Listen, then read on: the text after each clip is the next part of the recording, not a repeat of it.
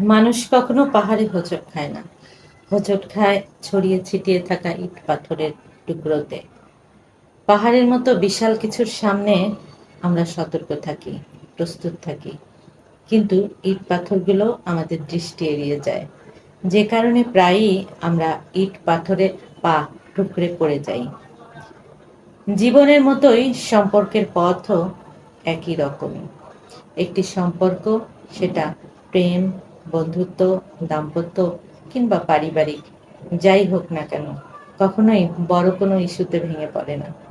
সম্পর্ক ভাঙে ছোট ছোট ভুল বোঝাবুঝি, অবহেলা, না বলা কথার ভেতরে জমে থাকা কষ্ট, কিংবা সময় মতো একটুখানি মনোযোগ না দেওয়ার কারণে।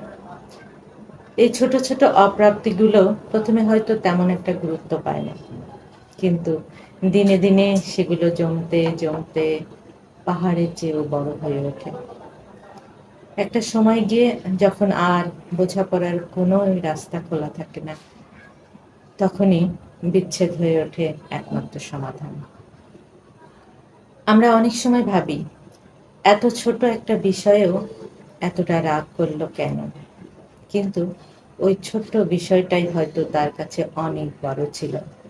হয়তো সে প্রতিদান একটু কথা বলে হালকা হতে চেয়েছিল, হয়তো একটুখানি বেশি সময় চেয়েছিল, হয়তো আপনার কোনো একটা বাক্য বা অভিব্যক্তি তার মনে অনেক গভীর ক্ষত তৈরি করেছিল। একটি ক্ষতের জন্য সবসময় বড় অস্ত্র লাগে না, ক্ষত গভীর হয় তখনই যখন অনুভূতির জায়গায় আঘাত লাগে। তাই একটি সম্পর্ক টিকিয়ে রাখতে হলে বড় কিছুর প্রয়োজন হয় না, বা বড় কিছুর প্রয়োজন পড়ে না। প্রয়োজন পড়ে ছোট্ট ছোট্ট যত্নের, সামান্য খেয়ালের, একটুখানি বোঝাপড়ার।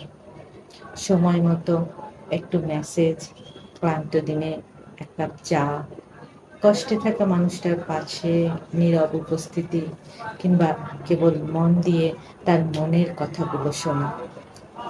এই ছোট্ট ছোট্ট কাজগুলোই আজীবনের জন্য বন্ধন গড়ে তোলে।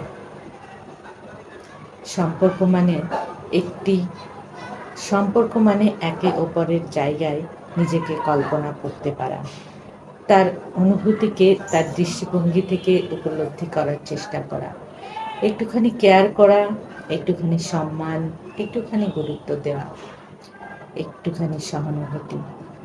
এগুলোই সম্পর্কের মেরুদণ্ড। মনে রাখবেন, সম্পর্ক একটি সুন্দর বাগানের মতো। প্রতিদিন সেখানে